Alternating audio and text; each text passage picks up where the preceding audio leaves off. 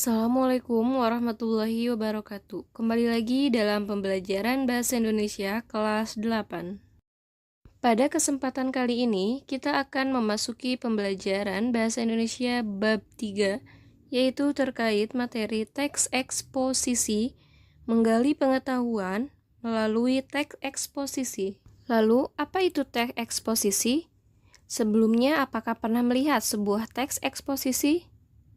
Nah, kali ini kita coba akan mempelajari terkait materi teks eksposisi.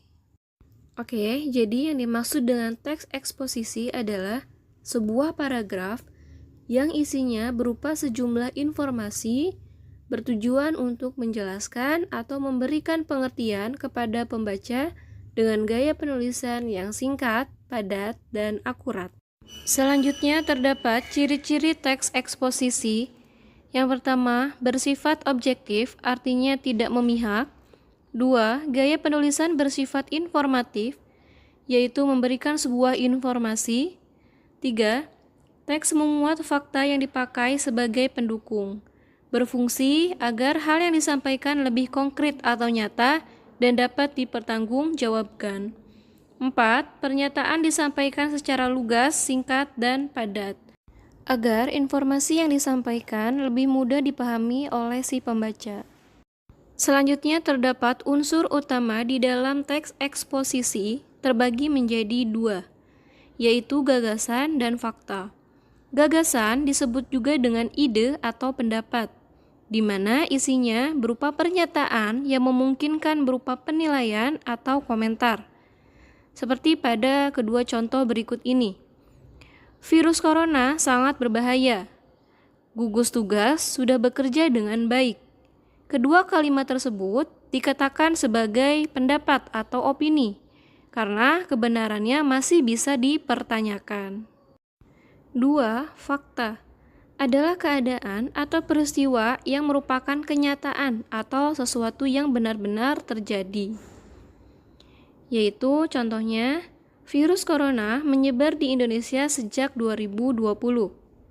Jumlah penderita virus corona di Indonesia mencapai 57.000 jiwa.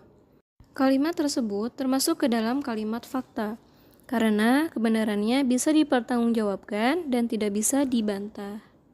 Pembahasan yang terakhir adalah unsur atau struktur teks eksposisi. Struktur teks eksposisi terbagi menjadi 4 bagian. Yang pertama terdapat judul, yaitu berfungsi mengarahkan perhatian dan memaparkan isi secara singkat kepada pembaca. 2. Terdapat tesis atau pembukaan, yaitu berisi paparan, pernyataan atau gagasan penulis sesuai dengan topik yang akan dibahas.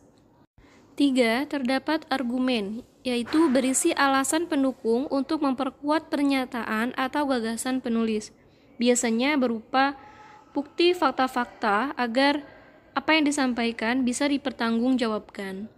4.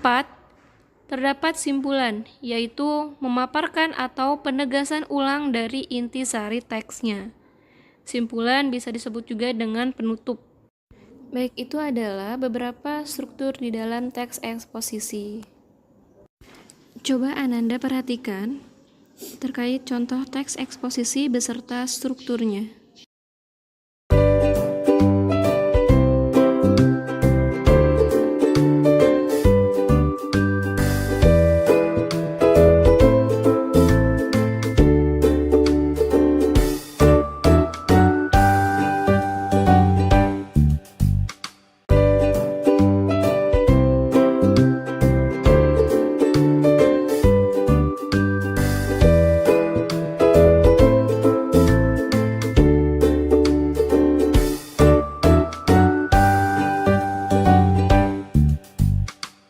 Baik, mungkin cukup sekian pertemuan kali ini.